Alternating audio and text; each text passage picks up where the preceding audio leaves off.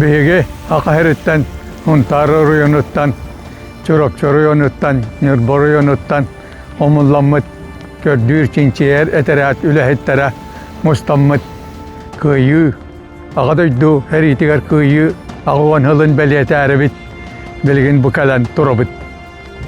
Bu üretile ediyen derevinağa, haka, bu yuttara kalanlar, hühünen aksanna kehi, bir günü higar kırgıllı bitiddere bu.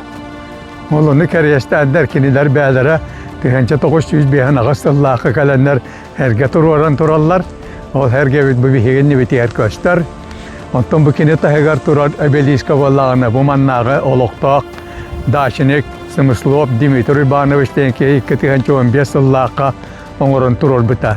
Onun bu bihiyaka hamayatanca bir belye herdiyakadu, bir günü higar hüyünen haka kaya dağını künge iti tüye tılttan orduk bar biteriga onu kırgıllığı huagata bu hosu takir. Bu bastığı kan toktu bitira. İretiliye diyen deriye bina. Onu kariyastanca bir hibim yahkalen turabit.